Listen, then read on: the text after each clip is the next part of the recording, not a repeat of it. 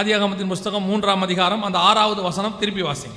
அப்பொழுது ஸ்ரீயானவள், அந்த விருட்சம் புசிப்புக்கு நல்லதும் பார்வைக்கு இன்பமும் புத்தியை தெளிவிக்கிறதற்கு இச்சிக்கப்படத்தக்க விருட்சமுமா இப்போ இந்த விருட்சம் இப்படிலாம் இருக்க, இந்த விருட்சம் எங்கே இருந்துச்சு தெரியுமா? அதான் ரொம்ப முக்கியம், ரொம்ப இம்பார்ட்டன்ட். அதுதான் வீழ்ச்சிக்கு காரணம். வாசிங்க 3ஆம் அதிகாரம் 3ஆம் வசனம் வாசிங்க. ஆனாலும் தோட்டத்தின் நடுவில் இருக்கிற விருட்சத்தின் கனியை குறித்து தேவன் நீங்கள் சாகாதபடிக்கு அதை புசிக்கவும் அதை தொடவும் வேண்டாம் என்று சொன்னார் என்றால். இந்த விருட்சம் எங்க இருந்துச்சு? தோட்டத்தின். சரி, இன்னொரு விருட்சம் எங்க இருக்குன்னு பாருங்க. வாசிங்க 2:9 வாசிங்க.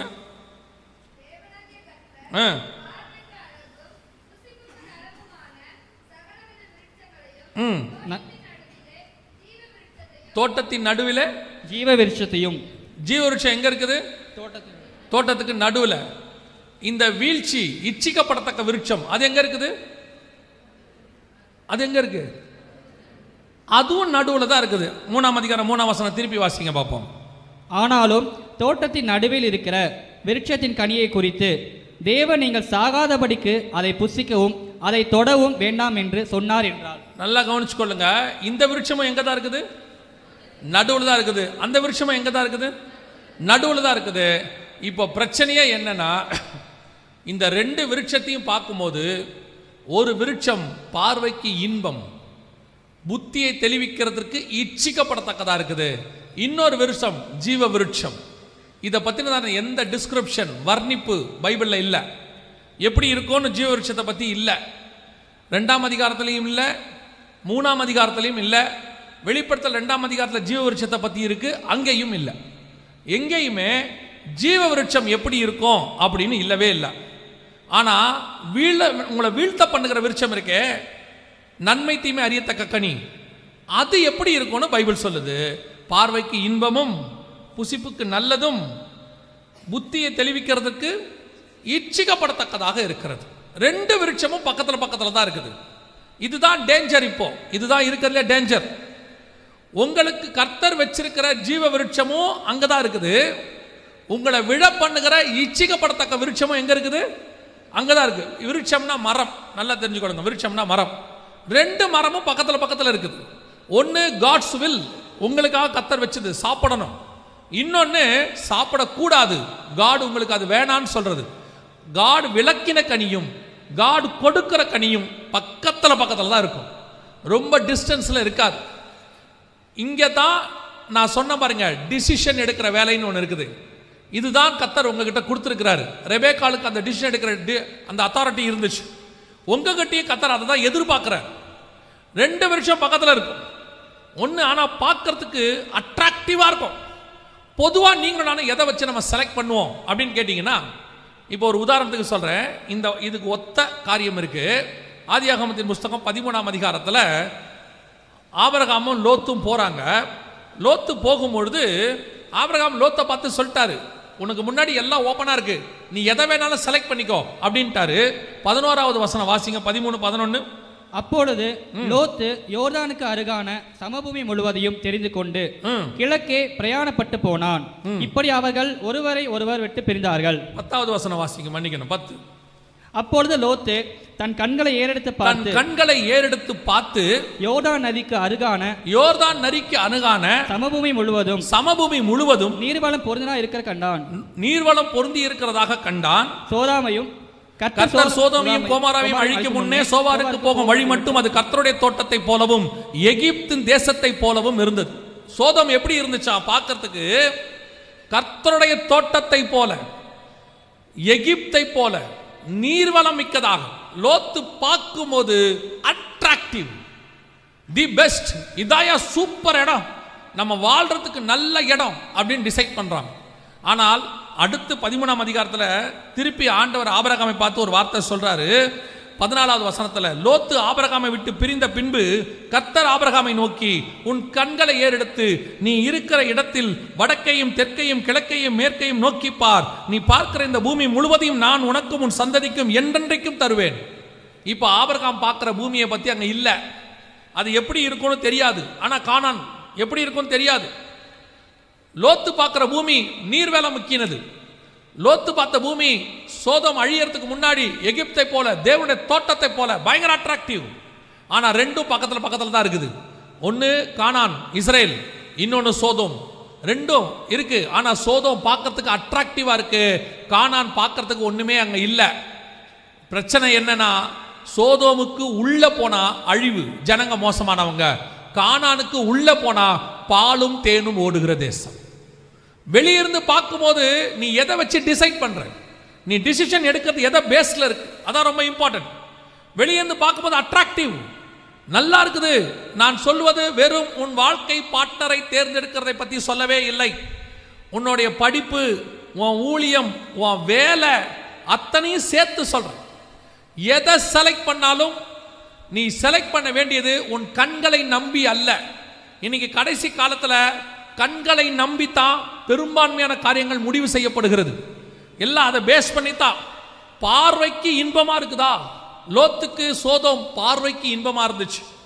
ஏவாளுக்கு நன்மை தீமை அறியத்தக்க கனி பார்வைக்கு இன்பமா இருந்துச்சு. இப்போ யாக்கோபை ஆண்டவர் அனுப்பி விடுறாரு. அனுப்பி விட்டவொடனே அவங்க மாமா வீட்டுக்கு போறான், லாபான் வீட்டுக்கு. அங்க 2 பேர் இருக்கிறாங்க.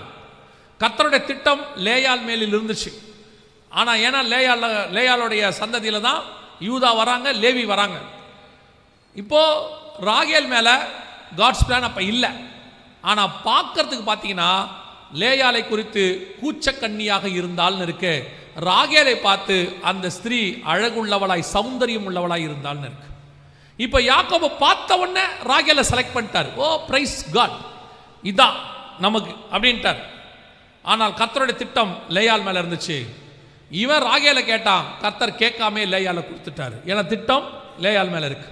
பல நேரங்களிலே நீங்கள் எடுக்கிற முடிவு கண்களின் அடிப்படையில், பல நேரங்களில் நீங்கள் எடுக்கிற முடிவு அறிவின் அடிப்படையில், புத்தியை தெளிவிக்கிறதுக்கு இச்சிக்கப்படத்தக்கதாக இவங்க நம்ம லைஃப் பார்ட்னராக தான் நல்லா இருக்கும், இந்த வேலை எனக்கு கிடைச்சா நல்லா இருக்கும், இந்த ஊர்ல இருந்தா நல்லா இருக்கும், ஒவ்வொன்றுத்துக்கும் முடிவு எடுக்கிறோம், இந்த படிப்பு நல்லா இருக்கும்.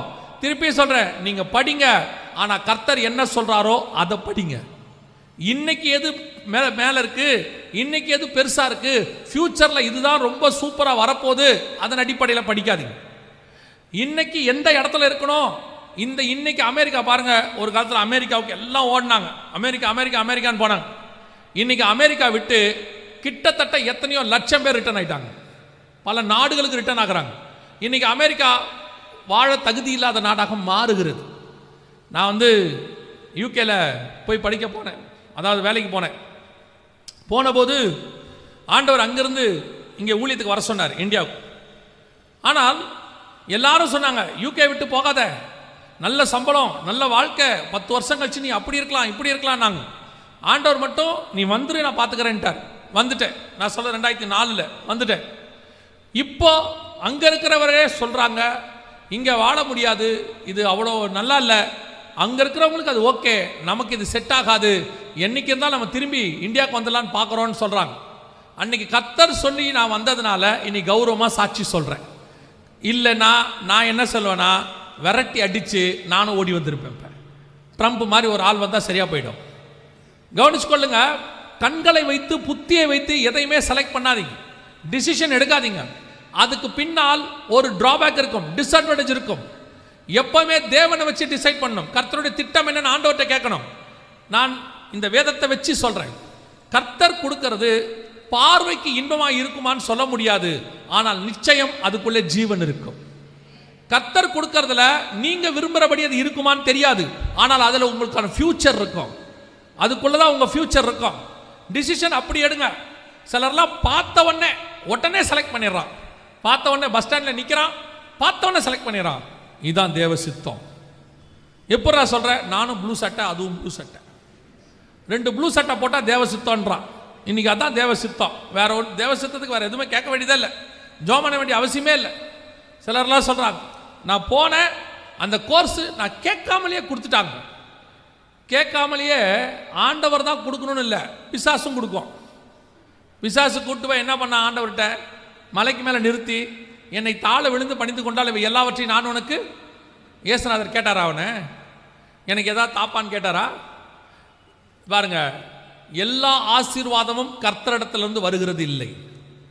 கர்த்தர் ஆசீர்வதிக்கிறார், இல்லைன்னு சொல்லலை. ஆனால் எல்லா ஆசீர்வாதமும் எங்கேருந்து வரல? கர்த்தரிடத்துலேருந்து வருகிறது இல்லை. ரொம்ப கேர்ஃபுல்லாக இருந்து கொள்ளணும். இன்னைக்கு உன்னுடைய வீழ்ச்சிக்கான முதல்ல காரணம் என்ன அப்படின்னு கேட்டால், உன்னுடைய டிசிஷன். எதன் அடிப்படையில் நீங்கள் தீர்மானிக்கிறீர்கள்? எதன் அடிப்படையில் உங்கள் செலக்ஷன் இருக்கு? உங்கள் அறிவை பேஸ் பண்ணாதீங்க. நீங்கள் சில நேரங்களில் சிலருடைய அறிவை பேஸ் பண்ணுவீங்க. அவங்கள கேட்டேன், இவங்கள கேட்டேன், எல்லாரும் ஆலோசனை சொன்னாங்க. யார் வேணாலும் சொல்லட்டும், அதிசயமான ஆலோசனை கர்த்தர் ஒருத்தர் மேலே உட்கார்ந்திருக்கிறார், வண்டர்ஃபுல் கவுன்சிலர். அவர் என்ன சொல்றாருன்னு பாருங்க. அவர் சொல்லுகிறபடி ஒரு முடிவு எடுங்க. அந்த முடிவு உங்க வாழ்க்கையில் மிக நல்லதாக இருக்கும். அல்லேலூயா. ஒருவேளை நான் சொல்றது உங்களுக்கு கொஞ்சம் கஷ்டமாக இருக்கும். ஏன்னா கொஞ்சம் பேர் முடிவோடு தான் உட்காந்துருப்பீங்க. இங்கே அவன் ஒரு முடிவோடு வந்து உட்காந்துருப்பான். இப்போ அவனுக்குள்ள ஒரு சின்ன கன்ஃபியூஷன் வந்திருக்கும். இது தேவ சித்தம் தானா இல்லையா? ஏன்னா இப்போ தான் காலேஜ் சேர்ந்து ஒரு மாதம் ஆகிருக்கும். இல்லை, காலேஜ் சேர்ந்து ஒரு மாதம் ஆகிருக்கும். இது தேவ சித்தமா இல்லையா? ஆசைப்பட்டு சேர்ந்துட்டோமே. ஒரு வாலிப பிள்ளை நீட் எழுதணும்னு சொல்லி அவள் வந்து எழுதுனான். நீட்டில் ஃபெயில் ஆகிட்டான். இப்போ நான் சொன்னேன், நீ என்ன செய்ய, கூட இன்னொரு சப்ஜெக்ட் படி, நெக்ஸ்ட் இயர் நான் நீட் எழுத போகிறேன்னா எழுது. நீ இந்த சப்ஜெக்டை ஒன்று எடுத்து படிச்சுக்கிட்டே எழுது, ஏன்னா 1 இயர் வேஸ்ட் பண்ண வேணாம் அப்படின்னு. அப்போது அவளும் சரி நான் சொன்னேன்றதுக்காக கீழ்ப்படிஞ்சு அவள் ஒரு கோர்ஸ் எடுத்துகிட்டு படிச்சுக்கிட்டே நீட் எழுதுனா. போன வாட்டியை விட நீட்டில் இந்த வாட்டி மார்க் குறைவாயிருச்சு. அப்போ சொன்னா அவள், நான் நல்லா தான் படிச்சுட்டு போனேன். நான் காட்ஸ் வில்னு ஒன்று இருக்குது. எல்லாரும் டாக்டர் ஆகணுங்கிறது காட்ஸ் வில் இல்லை. டாக்டர் ஆகணும், தேவ சித்தம் இருக்குது. சிலர் இன்ஜினியர் ஆகணும், சிலர் ஐஏஎஸ் ஆகலாம், ஐபிஎஸ் ஆகலாம், என்ன வேணால் ஆகலாம். பெரும்பான்மையாக ஊழியக்காரன் ஆகலாம். கர்த்தர் திட்டம் என்னன்னு இருக்குது, அதுக்கு தான் நம்ம ஃபோக்கஸ் பண்ணணும். பல நேரத்தில் நாம் ஒரு அடம் பிடிச்சி, இல்லை இதுதான் நான் சின்ன வயசுலேருந்து ஆசைப்பட்டுட்டேன். ஆசைப்படுங்க, வேணான்னு சொல்ல. அது தேவ சித்தமாக தான் பார்க்கணும். தேவ சித்தம் இல்லைன்னா அந்த ஆசையை விடுறதுக்கும் நீங்கள் தயாராக இருக்கணும். ஆதாமுடைய முதல் வீழ்ச்சி அவனுடைய செலக்ஷன், ராங் செலக்ஷன். ரெண்டும் பக்கத்தில் இருந்துச்சு. ஜீவ விருட்சமும் நன்மை தீமை அறியத்தக்க விருட்சமும். ஆனால் நன்மை தீமை அறியத்தக்க விருட்சத்தை விட ஜீவ விருட்சம் பார்வைக்கு இன்பமாக இருந்துச்சு. அவன் செலக்ட் பண்ணிட்டான். லோத்து செலக்ட் பண்ணாரு, யாக்கோபு செலக்ட் பண்ணாரு. எல்லாமே ஒரு இடத்துல அவர்களுக்கு பெயின்ஃபுல்லாக இருந்துச்சு. கடைசியில் அவர்கள் அது வீழ்ச்சியாக மாறுகிறது. ரெண்டாவது வாசிங்க, ஆதியாகமத்தின் புஸ்தகம் 3ஆம் அதிகாரம். ஆதியாகமத்தின் புஸ்தகம் 3ஆம் அதிகாரம் 18வது வசனத்தை வாசிங்க. அது உனக்கு முள்ளும் குறுக்கும் விளைப்பிக்கும் வெயிலின் 2:18. பின்பு தேவனாய கர்த்தர், மனுஷன் தனிமையாக இருப்பது நல்லதல்ல, ஏற்ற துணையை அவனுக்கு உண்டாக்குவேன் என்றார். கவனிங்க, இந்த வசனத்தை லிட்ரலா சில காரணங்களுக்காக கர்த்தர் எனக்கு இன்னைக்கு பேச சொல்லியிருக்கிறார். ஒரு சில நேரங்களில் யூத் மீட்டிங்கில் இந்த மாதிரி காரியங்கள்லாம் பேசப்படுகிறது இல்லை. அதான் சொல்கிறேன், யூத் மீட்டிங்கில் நல்ல வார்த்தைகள், மோட்டிவேஷன் ஸ்பீச் எல்லாம் இருக்குது. சில காரியங்கள் தேவைப்படுகிறது இந்த கடைசி காலத்தில். அதனால் ஆண்டவர் உணர்த்தினதுனால இதையும் சொல்கிறேன். அந்த வசனம் திருப்பி வாசிங்க பார்ப்போம். பின்பு தேவனாய கர்த்தர், மனுஷன் தனிமையாக இருப்பது நல்லதல்ல, ஏற்ற துணையை அவனுக்கு உண்டாக்குவேன் என்றார். ஏற்ற துணையை அவனுக்கு. இன்னைக்கு உள்ள பிரச்சனைகள் 2 காரியங்களை மிக முக்கியமாக நான் உங்கள்கிட்ட சொல்லிட்டு இந்த ஏற்ற துணையை பற்றி உங்களுக்கு ஒரு 2 விஷயத்தை மிக முக்கியமாக சொல்ல விரும்புகிறேன். ஏற்ற துணைனா என்ன? இங்கிலீஷில் பார்த்தீங்கன்னா அங்கே என்ன போட்டிருக்கு அப்படின்னு கேட்டிங்கன்னா, ஹெல்ப்பர்னு இருக்குது. அந்த இடத்துல வசனம் என்ன சொல்லுதுன்னா, The Lord said it's not good that man should be alone. I will make him and help to meet for him. ஒரு ஹெல்ப்பரை உண்டாக்குவேன் அப்படின்னு போட்டிருக்கிறது. நான் இதை பற்றி அப்புறம் சொல்கிறேன் ஹெல்ப்பர்னா என்னன்னு ஸ்பிரிச்சுவலாக. பொதுவாக ஏற்ற துணை அப்படின்னா என்ன? வாசிங்க, ஆதியாகமத்தின் புஸ்தகம் 1ஆம் அதிகாரம் 27வது வசனம். தேவன் தம்முடைய சாயலாக மனுஷனை சிருஷ்டித்தார், அவனை தேவ சாயலாக சிருஷ்டித்தார், ஆணும் பெண்ணுமாக அவர் சிருஷ்டித்தார். நல்ல கவனிங்க, எப்படி சிருஷ்டித்தார்? ஆணும் பெண்ணுமாக சிருஷ்டித்தார். காட் கிரியேஷனுடைய மிக முக்கியமான ஒரு அடிப்படை பேஸ் என்னன்னு கேட்டா, ஒரு மனுஷனுக்கு ஏற்ற துணை பெண் தான், ஒரு பெண்ணுக்கு ஏற்ற துணை ஆண் தான். இந்த கர்த்தருடைய இந்த பிளான், இந்த ஃபார்முலா ஒரு நாளும் மாறக்கூடாது. பேசிக்காக நான் பேசுகிறேன். எதுக்காக இதை உங்களுக்கு சொல்ல வரேன் அப்படின்னா, இந்த கடைசி காலத்தில் சபைகளுக்குள் உலகளாவிய சபைகளுக்குள், தமிழ்நாட்டுக்குள்ளேயும் இருக்கு, உலகளாவிய சபைகளுக்குள் கர்த்தர் அருவருக்கிற ஆணும் ஆணும் பெண்ணும் பெண்ணும் என்கிற கலாச்சாரம் நுழைஞ்சிடுச்சு. நிறைய பேர் என்ன கேட்குறாங்க, ஆணை ஆண் நேசிக்கிறது என்ன தப்பு இருக்குது, பெண்ணை பெண் நேசிக்கிறதுல என்ன தப்பு? நேசம் வேறு, நேசம் வேறு. நேசத்தை தாண்டி இவங்க தான் என் வாழ்க்கை துணை, நான் இவங்களோட தான் லைஃப் லாங் வாழ போறேன் அப்படின்னு சொல்லி இன்னும் கொஞ்சம் வெளிப்படையாக சொன்னா ஹோமோசெக்சுவாலிட்டியும் லெஸ்பியனை பற்றி நான் சொல்றேன். இது முழுக்க முழுக்க வேதத்துக்கு அருவருப்பானது. இன்னைக்கு சபைகளிலே இது காணப்பட தொடங்கிருச்சு.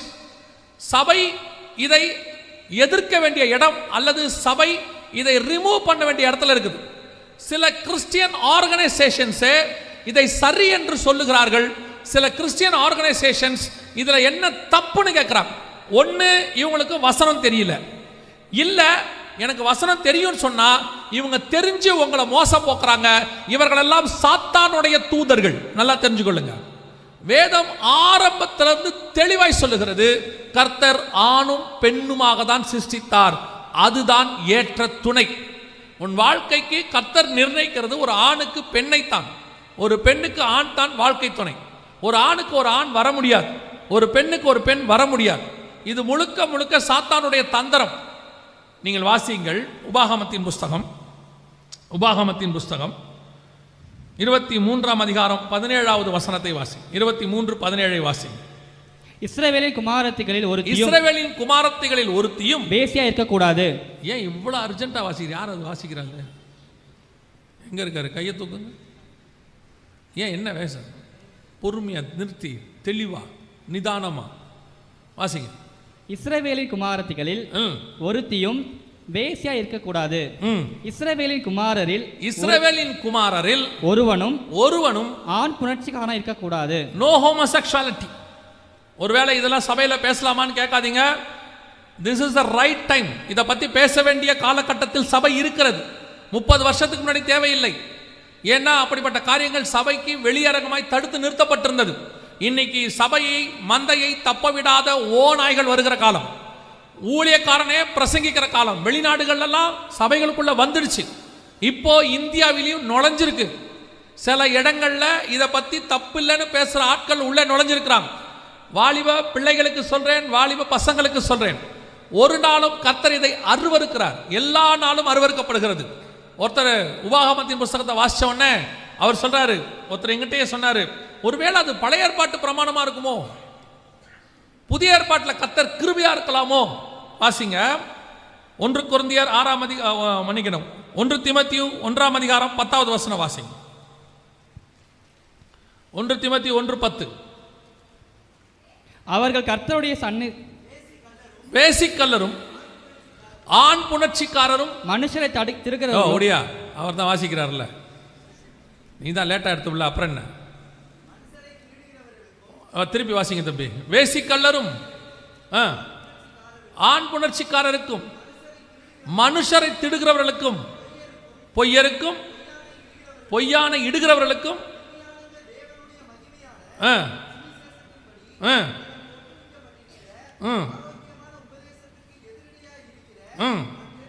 மற்ற எந்த செய்கைக்கும் விரோதமாய் விதிக்கப்பட்டிருக்கிறது. அகைன்ஸ்ட் டு தி காட்ஸ் லா. சபைகளுக்குள்ளே இப்படிப்பட்ட காரியங்கள் அருவருக்கப்படுகிறது. ஆணுக்கும் சரி பெண்ணுக்கும் சரி, யார் சரின்னு சொன்னாலும் சரி, எவ்வளவு பெரிய ஊழியக்காரன் சரின்னு சொன்னாலும் சரி, எவ்வளவு பெரிய சபை சொன்னாலும் சரி, வேதம் தப்பென்று சொல்லுகிறது. தப்பு தான், அது பாவம்தான். ஒரு பெரிய சபை, 80,000 பேர் இருக்கிற சபை, அந்த சபையினுடைய போதகர் இவ்விதமாய் சொன்னார், நான் இந்த மாதிரி ஆணும் ஆணும் பெண்ணும் பெண்ணும் திருமணம் பண்ணுகிறவர்களை நான் தடுக்கிறதில்லை, என்கரேஜ் பண்றேன். காரணம், ஆண்டவர் பாவிகளை நேசிக்கிறார், நாம் ஏன் அவர்களை நேசிக்க கூடாது அப்படின்னார். திருப்பியும் சொல்றேன், ஆண்டவர் பாவிகளை நேசிக்கிறார், பாவத்தை அல்ல. பாவத்தை நேசிப்பதற்கும் பாவிகளை நேசிப்பதற்கும் வித்தியாசம் இருக்குது. பாவியை நேசிக்கிறார் எதுக்காக? பாவத்தை விட்டு வர வேண்டும் என்பதற்காக. ஒரு ஒரு மனுஷன் இருந்தான், 38 வருஷம் படுத்திருந்தான். அவனை பார்த்து கர்த்தர் சொன்னாரு, விடுதலை ஆக்கினாரு. அடுத்து சொன்ன வார்த்தை என்ன தெரியுமா? இனி பாவம் செய்யாது. ஒரு அம்மா தப்பான வாழ்க்கை வாழ்ந்தாங்க, காலில் விழுந்தாங்க, இயேசு மன்னிச்சாரு. அடுத்து என்ன சொன்னாரு? இனி பாவம் செய்யாத. இயேசு பாவியை நேசித்தார், பாவத்தை அல்ல. பாவத்தை விட சொன்னார். இன்னைக்கு அந்த பாவத்தோட உட்கார்ந்து இருக்கிற சபை இருக்குது. அந்த பாவத்தை என்கரேஜ் பண்ற ஊழியக்காரங்க இருக்கிறாங்க. உங்களுக்கு சொல்லுகிறேன், அவர்கள் உங்களுக்கு நரகத்துக்கு வழிகாட்டுகிறார்கள். ஒரு நாளும் ஒரு ஆணுக்கு ஆண் துணையாய் மாற முடியாது, ஒரு பெண்ணுக்கு பெண் துணையாய் மாற முடியாது. ஆணுக்கு பெண் தான் துணை, பெண்ணுக்கு ஆண் தான் துணை. இதுதான் ஃபார்முலா, இதான் நேச்சர், இதான் கர்த்தர் வகுத்தது. யார் இதற்கு விரோதமாய் சொன்னாலும் அவர்கள் பாவம் செய்கிறார்கள், அவர்கள் தேவனுக்கு விரோதமாய் போகிறார்கள். தயவு செய்து இப்படிப்பட்ட பாவத்தில் இருப்பீர்களானால், நல்லா கவனிங்க, இப்படிப்பட்ட பாவத்தில் இருப்பீர்களானால் உடனடியாக அந்த பாவத்தை விட்டு வெளியே வா. கர்த்தர் அருவருக்கிறார், கர்த்தருக்கு அது பிடிக்காது. சில நேரங்களிலே அது நடக்க வாய்ப்பு இருக்கிறது. வாலிப பிராயத்தில் இப்படிப்பட்ட காரியங்களை கடந்து வருவதற்கு வாய்ப்பு இருக்கிறது. ஒருவேளை வெளிநாட்டில் அது வெளிப்படையாக இருக்கும், நம்ம நாட்டில் அது கொஞ்சம் மறைமுகமாக இருக்கும். அப்படிலாம் இருந்தால் தயவு செய்து விட்டு வெளியே வா. ஒருவேளை என்னால் விட முடியல, சில நேரத்தில் இதுக்கு அது என்னுடைய மாம்சத்தை தாண்டி போகுது, சிலருக்கு இருக்கு, நான் விட்டுவிட வேண்டும் என்று நினைக்கிறேன், விட்டுவிட வேண்டும் என்று நினைக்கிறேன், ஆனால் அதிலிருந்து என்னால் என்ன செய்ய முடியல, விடுபட முடியல. செஞ்ச பிறகு ஒரு குற்ற உணர்வு வருது. ஐயோ நான் செஞ்சிட்டேனே, நான் செய்யக்கூடாதுன்னு நினைச்சேனே அப்படின்னு. இனிமேட்டு செய்ய மாட்டேன்னு ஒரு சூழ்நிலையில் தீர்மானம் கூட எடுக்கிறீங்க. ஆனால் ஒரு நேரம் வரும்போது அந்த பாவம் அல்லது மாம்சம் உங்களை மேற்கொள்ளுகிறது. அது ஆண் புணர்ச்சியாக இருக்கலாம், பெண் புணர்ச்சியாக இருக்கலாம், அல்லது சுய புணர்ச்சியாக இருக்கலாம். அந்த வசனத்தை வாசி நீங்கள் நோட் பண்ணி வச்சுக்கோங்க, உங்களுக்கு யூஸ் பண்ணுறதாக நான் சொல்கிறேன். ஏன்னா சிலருக்கு மெடிக்கலி இன்னைக்கு யூடியூப்லலாம் சில காரியங்களை தப்பு இல்லைன்னு போதிக்கிறாங்க. தப்பு இல்லை, இதெல்லாம் தப்பு கிடையாதுப்பா அப்படின்றாங்க. வாசிங்க 1 கொரிந்தியர் 6ஆம் அதிகாரம் 9வது வசனத்தை வாசிங்க. 1 கொரிந்தியர் 6:9. சகோதரனோட சகோதரன் வழக்காடுகிறான், அவிசுவாசிகளுக்கு முன்பாகவும் அப்படி செய்கிறான். தம்பி நீ வாசிப்பா. அநியாயக்காரர் தேவனுடைய ராஜ்யத்தை சுதந்திரிப்பது இல்லை என்று அறியீர்களா? வஞ்சிக்கப்படாதிருங்கள். வேசி மார்க்கத்தாரும் விக்கிரக ஆராதனைக்காரரும் விபச்சாரக்காரரும், நல்ல கவனிங்க, என்ன இருக்குது? சுய புணர்ச்சிக்காரரும், வாசிங்க, ஆண் புணர்ச்சிக்காரரும், திருடரும், பொருளாசைக்காரரும், வெறியரும், உதாசீனரும், கொள்ளைக்காரரும் தேவனுடைய ராஜ்யத்தை சுதந்திரிப்பதில்லை. ஆண் புணர்ச்சி தப்புன்னு தெரியும் சிலருக்கு, பெண் புணர்ச்சி தப்புன்னு தெரியும், விபச்சாரம் தப்புன்னு தெரியும், வேசிக்கல்லம் தப்புன்னு தெரியும், திருட்டு தப்புன்னு தெரியும். ஆனால் சுய புணர்ச்சி தப்புன்னு நிறைய பேருக்கு தெரியாது. சபைகளில் அது பிரசங்கிக்கப்படுகிறது இல்லை, சபை அது இல்லை என்று நினைச்சிட்டு இருக்குது. தயவு செய்து வாலிப பிராயத்தில் இருக்கிறவர்களுக்கு ஆவியானவர் உணர்த்தினதால் தான் நான் சொல்றேன். இந்த பாயிண்ட் எனக்கு ஆவியானவர் எனக்கு உணர்த்தி நான் எடுத்துட்டு வந்து உட்கார்ந்துருக்கிறேன். எனக்கு உங்கள்கிட்ட பேசணுன்ற அவசியம் இல்லை. ஆனால் இந்த கடைசி காலத்தில் இதையெல்லாம் தப்பு இல்லைன்னு மெடிக்கலி சொல்றாங்க. உங்களுக்கு சொல்றேன், எல்லாரும் தப்பு இல்லைன்னு சொன்னாலும் பைபிள் தப்புன்னு சொன்னா தப்பு தான். எல்லாரும் செய்கிறதுனால ஒரு தப்பு சரியாய் மாறிவிடாது. சோதோம்ல எல்லாரும் ஹோமோசெக்சுவாலிட்டியில இருந்தா, ஆனா அது தப்பு அப்படின்னு ஒரே ஒருத்தன் மட்டும்தான் இருந்தான். யாரு? லோத்து. இப்ப கர்த்தருடைய பார்வையில லோத்து தான் நீதிமான். எல்லாரும் செஞ்சதுனால அது என்னவாயிடாது? சரியாயிடாது. நோவா காலத்துல நோவா மட்டும்தான் என்னவா இருந்தான்? நீதிமான். உலகமே சீர்கேடா இருந்தது. எல்லாரும் செஞ்சதுனால உலகம் செஞ்சது சரியாயிடாது. நோவா தேவனோடு கூட சஞ்சரித்து கொண்டிருந்தான். எல்லாரும் செய்யறதுனால ஒரு தப்பு சரியாயிடாது. அவன் செய்யறான், இவன் செய்யறான், அவங்க பண்றான், டிவியில சொல்றான், யூடியூப்ல சொல்றான், ஒரு பெரிய செலிபிரிட்டி சொல்றாரு, யார் வேணாலும் சொல்லட்டும். வேதம் என்ன சொல்லுது அதான் முக்கியம். பைபிள் இந்தந்த அருவருப்புகளை அருவருக்கிறது, இதை பாவம் என்று சொல்லுகிறது. அது உனக்கு இருக்கக்கூடாது, அவ்வளவுதான். இப்படிப்பட்ட பாவங்கள் உன் வாழ்க்கையில் இருக்கும்போது சில நேரங்களிலே, நான் அதை தான் சொல்ல வரேன், சில நேரங்களிலே நீ விட வேண்டும் என்று நினைப்பாய். ஆவியானவர் உணர்த்துவார், நீ நானும் நரகத்துக்குரியவன் அல்ல, ஆவியானவர் நம்ம நடத்துறாருல, அப்ப கண்டிப்பா உன்னை என்னை விட்டு கொடுக்க மாட்டார். ஸோ ஆவியும் மாம்சமும் போராடும். நான் வாலிபருக்கு நான் சொல்லுகிறேன். அப்புறமா வீட்டுக்கு போயிட்டு ரோமர் 7ஆம் அதிகாரத்தையும் 8ஆம் அதிகாரத்தையும் சேர்த்து படிங்க. வீட்டுக்கு போயிட்டு இந்த 2 அதிகாரத்தையும் படிங்க. இன்னைக்கு நாம என்ன நிலைமையில இருக்கிறோமோ அதை ஒரு நாள் பவுல் கிராஸ் பண்ணி வந்திருக்கிறார். நம்ம இப்ப என்ன நிலைமையில இருக்கிறோமோ பவுல் அதை கிராஸ் பண்ணி வந்திருக்கிறார். மாம்சத்தோடும் ஆவியோடும் எனக்கு போராட்டம் இருக்குன்னு சொல்றார். சில நேரத்தில் மாம்சம் மேற்கொள்ளுதுன்னு சொல்றாரு. அதை எப்படி மேற்கொண்டு ஆவியில வாழணுங்கிறத 8ஆம் அதிகாரத்தில் சொல்லுவார். 7ஆம் அதிகாரம் வரைக்கும் மாம்சம் மேற்கொள்றத சொல்வாரு, 8ஆம் அதிகாரத்தில் ஆவி மேற்கொள்றத சொல்வார். உனக்கு இங்க இருக்கிற எல்லா வாலிபர்களுக்குமே சொல்றேன், அத்தனை பேரும் இங்க யாருமே துணிகரமான பாவத்தை செய்கிறவர்கள் இருக்க மாட்டீர்கள். ஏன்னா நீங்க அப்படி செஞ்சுட்டீங்க வந்து உட்காரவும் மாட்டீங்க. உங்களுக்கு பாவம் இருக்கும், அது வேணாம் விட்டுலாம், எப்படியாவது விடுதலை ஆயிரணும் அப்படிங்கிற எண்ணமும் இருக்கும். ஆனா விட முடியாதபடி உங்களுக்குள்ள ஒரு போராட்டம் இருக்கும். அந்த பாவத்தை செய்யறதுக்கு முன்னாடி வரைக்கும் நீ சொல்லிக்கிட்டே இருப்ப, செய்ய மாட்டேன், செய்யக்கூடாது, ஏன் நீ வசனத்தை கூட வாசிப்ப. ஆனா திடீர்னு அந்த பாவம் உன்னை, அந்த மாம்சம் உன்னை மேற்கொள்ள தொடங்கும், அந்த சிந்தனை மேற்கொள்ள தொடங்கும். ஆட்டோமேட்டிக்கா நீ அந்த பாவத்தில் விழுந்துருவ. விழுந்த பிறகு திருப்பி அதை செஞ்ச உடனே உனக்குள்ள ஒரு குற்ற உணர்வு வரும். சிலர் என்ன சொல்றாங்கன்னா, நான் பாவத்தை செஞ்சுட்டேன், விழுந்துட்டேன், அவ்வளவுதான், இனி ஆண்டவர் என்னை மன்னிக்க மாட்டாரு. நான் உனக்கு ஒன்று சொல்றேன், நீ செஞ்ச உடனே உனக்கு இன்னும் பாவம்னு தோணுது இல்ல, அந்த தோணுகிறது இல்ல, அது உனக்கு தேவன் கொடுக்கறதுனால தான் தோணுது.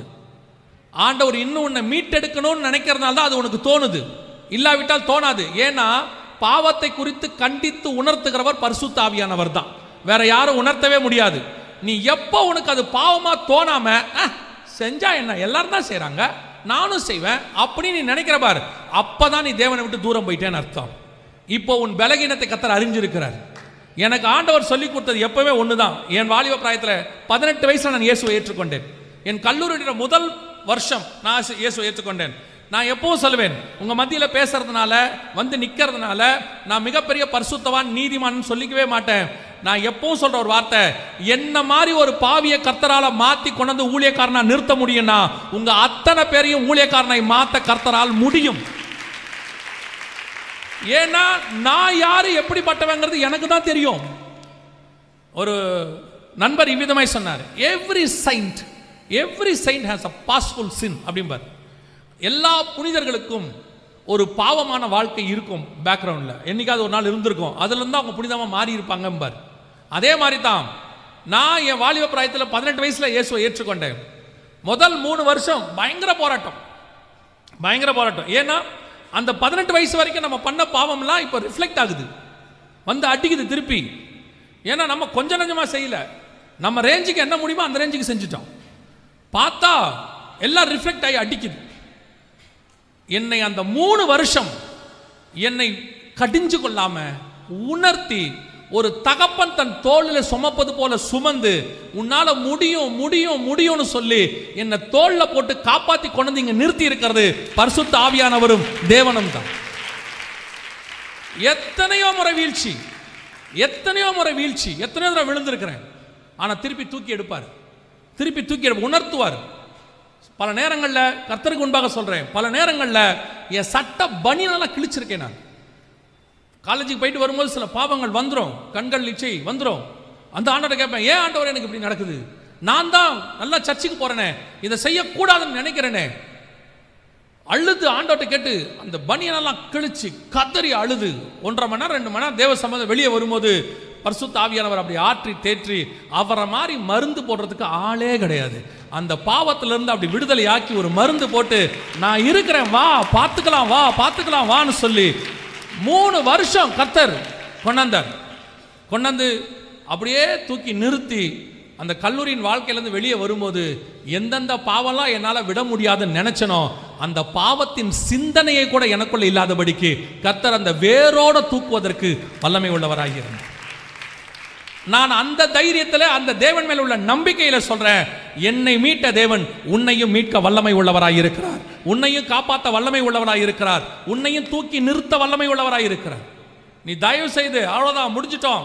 எனக்கு ஆண்டவர் சொல்லிக் கொடுத்தது ஒண்ணுதான், நான் விழ மாட்டேன்னு கர்த்தர் நினைக்கல, ஏன்னா நான் மண்ணு என்ற நினைவு கூறுகிறார். ஆனா விழுந்தே கிடக்கிறனா இல்ல திருப்பி எழுந்திரிக்க ஆசைப்படுறனான்னு தான் அவர் பார்க்கிறார். நீ விழுந்துட்டினா பரவாயில்ல, எழுந்திரி. 7-70 தடவை மன்னிக்கிற தேவன் உனக்கு இருக்கிறார்.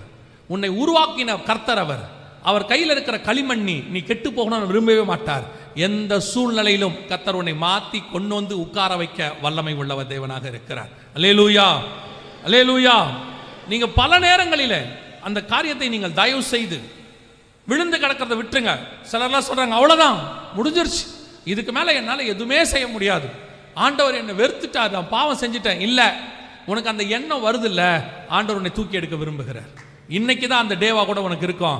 இன்னைக்கு நீ வா, இங்கே உனக்காக ஜெபிக்கிற ஒரு கூட்டம் இங்க இருக்கு. இவங்க இங்க ஜெபம் பண்ணுவாங்க, நீயும் ஜெபம் பண்ணு. பூமியில ஒரு காரியத்தை குறித்து இருவர் ஒருமனப்பட்டிருந்தால் பரலோகத்தில் இருக்கிற என் பிதாவினால் அது ஆகும். அல்லேலூயா. இந்த கூட்டத்தை விட்டு நீ போகும்போது வந்த வண்ணமாய் திரும்ப போகிறது இல்லை. உன் பலகீனங்களை உன்னை விட்டு எடுக்கிற தேவன் இன்னைக்கு உன் மத்தியில கிரியை செய்வார். உன் மாம்சத்தை மேற்கொள்வதற்கு கர்த்தர் உனக்கு உதவி செய்வார். உனக்கு விருப்பம் இருந்தால் மட்டும் போதும். உதவி செய்கிற ஆண்டவர் இங்கே காத்திருக்கிறார். எத்தனையோ வாலிபர்களை தூக்கி எடுத்திருக்கிறார். உங்களுக்கு தெரியும், உலகத்திலேயே நம்ம காலத்தில் அவரை மாதிரி கலக்கின ஒரு ஆளே கிடையாது. பில்லி கிரகம் ஐயா உங்க எல்லாருக்கும் தெரியும். அவரை மாதிரி எவாஞ்சலிஸ்டா கலக்கினவங்க யாருமே இல்லை. அப்படிப்பட்ட பில்லி கிரகம் ஐயா ஒரு நாள் ரொம்ப காலேஜ் பருவத்தில் அவர் என்ன பண்ணாராம், ரொம்ப கோவப்பட்டு ஒரு பப்பில் போய் உட்காந்து சிகரெட்டை கையில் எடுத்துட்டாராம். சிகரெட் இப்படி கையில் எடுத்துட்டார். எடுத்து பற்ற வைக்க போறாராம். ஒரு பந்து ஃபுட்பால் எங்கிருந்து வந்துச்சுனே தெரியாதாம். ஜன்னல் ஆட்டோமேட்டிக்காக திறந்துருக்குது. அந்த ஜன்னல் வழியாக ஒரு ஃபுட்பால் வந்து அப்படியே அந்த இவருடைய முகத்துக்கும் கைக்கும் நேரம் வந்து அடிக்குதான். டம்முன்னு அடிச்சு அந்த சிகரெட்டை அடிச்சு கொண்டு போய் வெளியே போட்டுச்சான். அந்த நேரத்தில் ஆண்டவர் சொன்னாராம், உன்னை பாவம் செய்ய நான் விட மாட்டேன், நீ என்னுடைய பாத்திரம்னு சொன்னாராம். அதே ஃபுட்பால் கிரவுண்டில் 3 மணி நேரம் மனுஷன் அழுது கிடந்தாராம். கீழே விழுந்து அழுது கிடந்தாராம். 3 மணி நேரம் ஆண்டவரே நான் பாவம் செஞ்சுட்டேன், இனிமேல் செய்ய மாட்டேன், என்னை எடுத்து பயன்படுத்துங்கப்பான்னு. அந்த 3 மணி நேரம் கழிச்சு எழுந்திருக்கும் போது 21ஆம் நூற்றாண்டினுடைய மிக முக்கியமான தீர்க்கதரிசியாக அந்த மனுஷன் எழும்பினார். சுவிசேஷகராக எழும்பினார். அவரை கொண்டு லட்ச லட்ச லட்ச ஆத்துமாக்களை கர்த்தர் மீட்டெடுக்க வல்லமை உள்ளவராய் இருந்தார். அந்த தேவன் தான் உன்னுடைய தேவன். அந்த தேவன் தான் உன்னை அழைத்த தேவன். அதே தேவன் தான் உன்னை ஆசீர்வதிக்க போகிற ஆண்டவர். அல்லேலூயா.